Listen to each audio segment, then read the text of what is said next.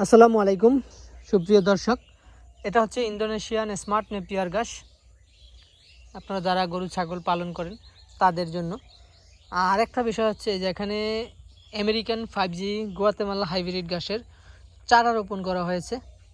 আপনারা অনেকেই জানেন কাটিং রোপণ করলে জার্মিনেশনটা একটু কম হয়, আর চারা রোপণ করলে জার্মিনেশনটা ভালো হয়।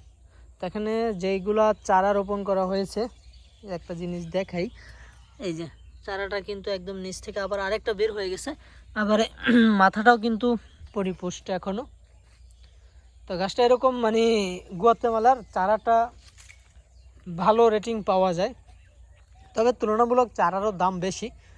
কাটিং এর দাম কম, জার্মিনেশন রেট হয় কম, কিন্তু চারার দাম বেশি, এটার জার্মিনেশন রেটটাও বেশি। আর পাশে হচ্ছে ইন্দোনেশিয়ান স্মার্ট নেপিয়ার। এটা আপনি যদি নিয়ে কোনো জায়গায় ফালায়ও রেখে দেন তারপরও ওটা থেকে ঘাস হয়ে যাবে। আর গুয়াতেমালাটা আপনার অনেক সময় যত্ন করার পরও হইতে চায় না, আর হওয়ার পর কিন্তু মাশাআল্লাহ খুব ভালো ফলন হয়। এই যে আমি যদি দেখাই, এই যেখানে হওয়ার পর কিন্তু অনেক ফলন হয়। এগুলো কাটা হয়েছে, কাটার পর আবার বড় হয়েছে এরকম আর কি। এই গাছটা একবার হলে তারপর আর সমস্যা হয় না।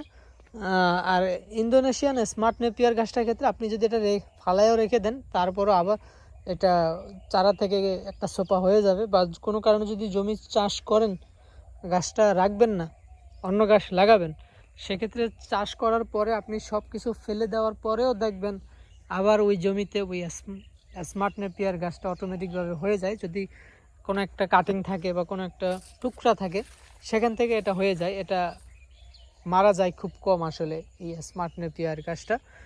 তো আমাদের কাছে এই ঘাসগুলো পেয়ে যাবেন আপনারা যে কোনো জায়গা থেকে কুরিয়ারের মাধ্যমে নিতে পারবেন। আপনারা সকলে ভালো থাকবেন, সুস্থ থাকবেন। আল্লাহ হাফেজ।